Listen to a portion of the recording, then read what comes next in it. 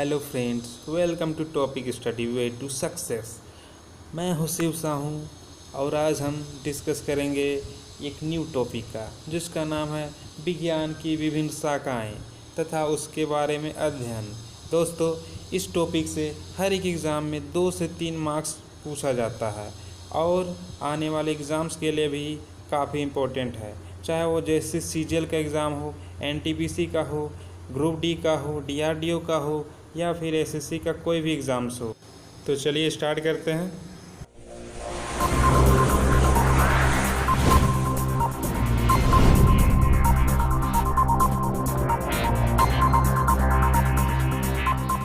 आज का पहला क्वेश्चन है, कवकों का अध्ययन क्या कहलाता है? माइकोलॉजी, एंटमोलॉजी, लेफोलॉजी या फिर जीनेटिक्स? इसका राइट आंसर क्या होगा? माइकोलॉजी। चलिए नेक्स्ट क्वेश्चन की ओर बढ़ते हैं। सिक्कों का अध्ययन क्या कहलाता है? इसका ऑप्शन है एंटमोलॉजी, एक्रोस्टिक्स, एस्ट्रोनॉमी, न्यूमिस्मेटिक।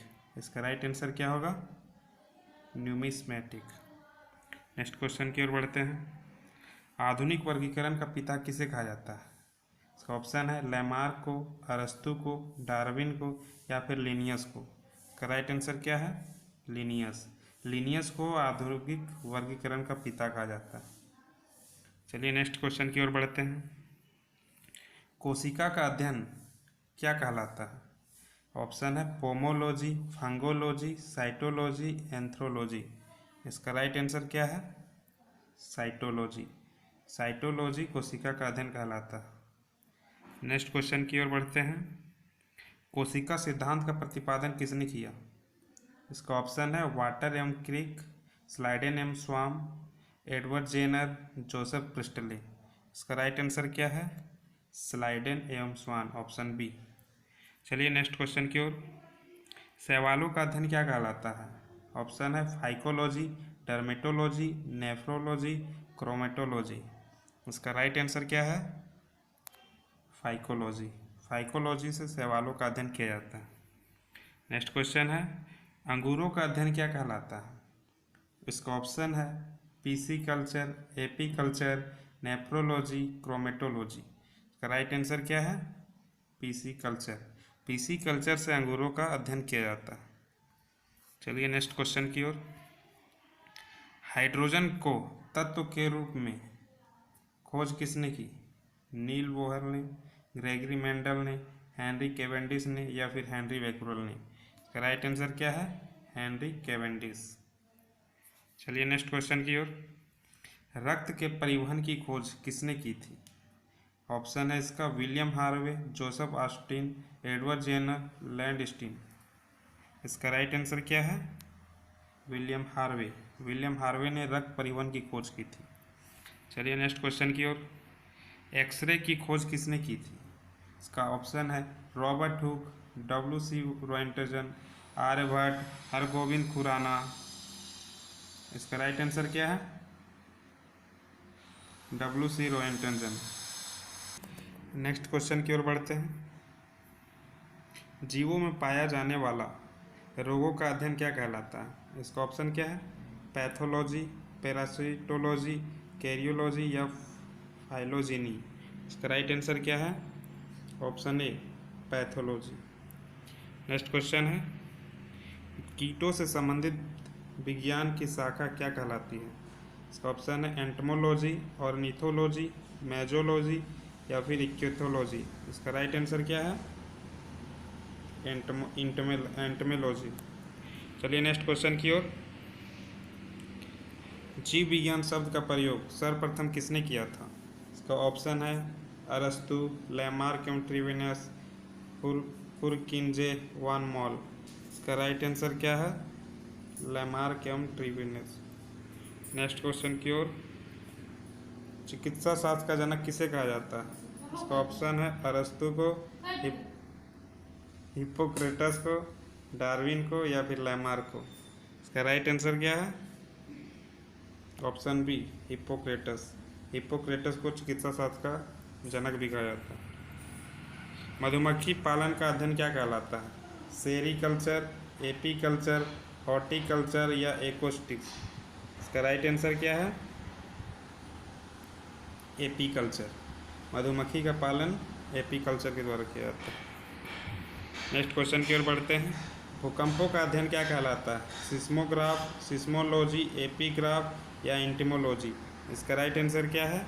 सिस्मोलॉजी। चलिए नेक्स्ट क्वेश्चन की ओर बढ़ते हैं। जंतु विज्ञान का जनक किसे कहा जाता है? ऑप्शन अरस्तु, थियोफ्रास्टस, माइकेली, एन ग्रीव। इसका राइट आंसर क्या है?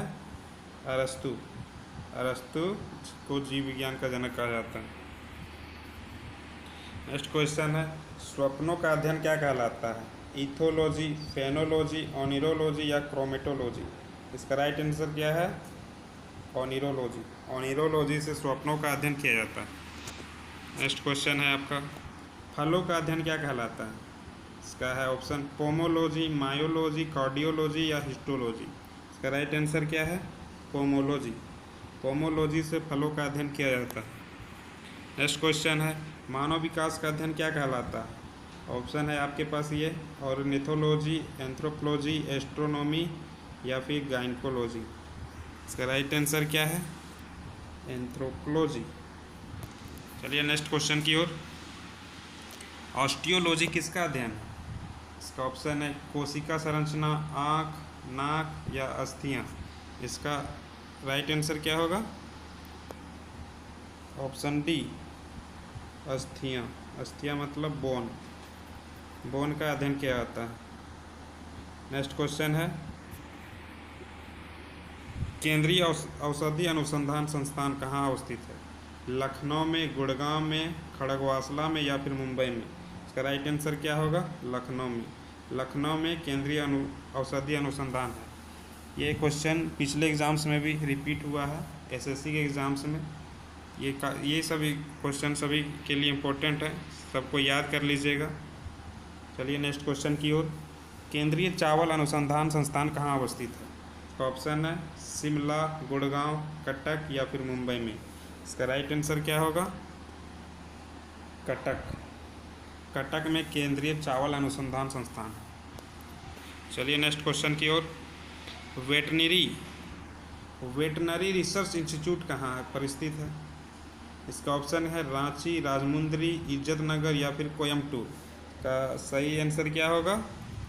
इज्जतनगर। इज्जतनगर में वेटनरी रिसर्च इंस्टीट्यूट स्थित है। चलिए आज का लास्ट क्वेश्चन है, भाभा परमाणु अनुसंधान केंद्र कहाँ अवस्थित है? इसका ऑप्शन है ट्राम्बे में, कलपक्कम में, नागपुर में, देहरादून में? इसका राइट आंसर क्या होगा? ट्राम्बे में। ट्राम्बे में भाभा परमाणु अनुसंधान केंद्र अवस्थित है। आज के लिए इतना ही दोस्तों। अगर वीडियो आपको अच्छी लगी होगी तो इसे लाइक करें, चैनल को सब्सक्राइब करें और बेल आइकन को ज़रूर दबाएं ताकि आपके पास हमारे न्यू वीडियोस सबसे पहले पहुंचे। आज के लिए इतना ही दोस्तों, बाय बाय।